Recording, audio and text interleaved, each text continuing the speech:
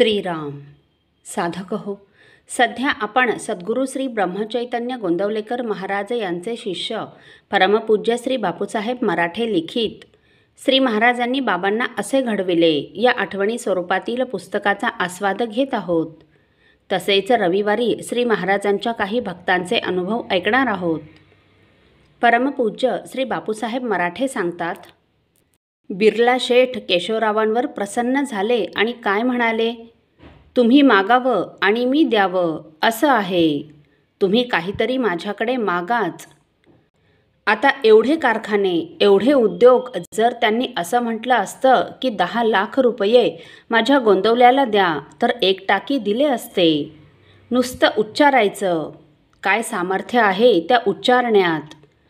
तसे केशवरावजी काय म्हणाले, शेठजी तुम्ही हे काय म्हणताय ते ठीक आहे, पण तुम्हाला सांगू का, मला जे पाहिजे ना ते द्यायला तुमच्याजवळ नाही. शेठजी म्हणाले, ऐसे क्यों बात कर रहे हो, तुम्ही मागून तर बघा. शेठजींना काय वाटलं की मागेल हा ब्राह्मण जास्तीत जास्त 2 कोटी मागेल, पण हे काय बोलतोय तो. शेठजी म्हणाले, तुम्ही संकोच नका करू. आज तुम्ही मागावं आणि मी द्यावं असं आहे. तुम्ही मागाच.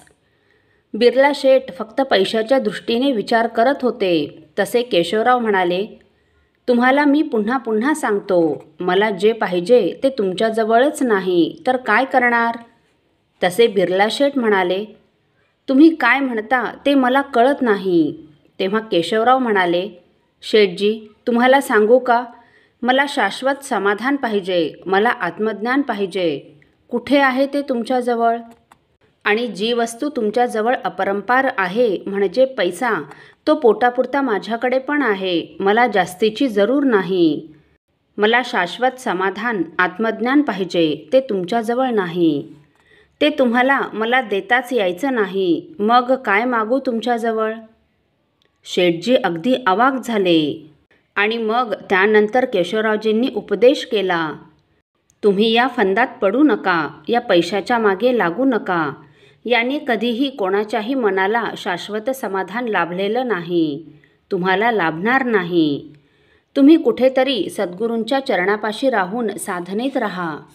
तुमचा पिंड मुळात चांगला आहे, तुम्ही लवकर तयार व्हाल. तुम्हाला खरंच समाधान हवं असेल तर या जंजाळात पडू नका. मी तुम्हाला स्पष्ट सांगतो, मला तुमच्याजवळ काहीही मागायचं नाही, कारण मला जे पाहिजे ते तुम्हाला देता येत नाही. आता केशवराव मला म्हणतात, मला सांगा बापूसाहेब तुम्ही काय मागितलं असतं. त्यावर मी त्यांना म्हटलं, मी फार त्या बिर्ला शेठला ओढलंच नसतं. मी म्हटलं असतं, माझ्या थोरल्या मुलाला कुठल्या तरी ठिकाणी जनरल मॅनेजर कर, 10,000 पगार दे. माझी लेवल तेवढीच, मी तेवढंच केलं असतं. त्यामुळे तर पंडितजी ते झाले. शिवाजी महाराज तुकाराम महाराजांकडे आले आणि तुकाराम महाराजांनी त्यांनी दिलेला नजराणा परतवला. हे कसं झालं. तसं आहे हे. केशवराव असं सुद्धा म्हणाले नाहीत की माझ्या गोंदवल्याला 2 लाख दे. केशवरावजींच्या मनात एकच होतं, मला आत्मज्ञान पाहिजे आणि ते फक्त माझा गुरु देणार. ते तुम्ही काय देऊ शकता. असो. साधक हो, एकदा इंडियन ॲडमिनिस्ट्रेशन सर्व्हिसेस यांचं परमपूज्य श्री बाबांना परीक्षक म्हणून बोलावणं आलं. तेव्हा त्यांनी श्री महाराजांच्या सांगण्यावरून ते सपशेल नाकारलं. श्री महाराजांनी त्यांना ते का नाकारण्यास सांगितले हे आपण पुढील भागात ऐकणार आहोत. श्रीराम समर्थ.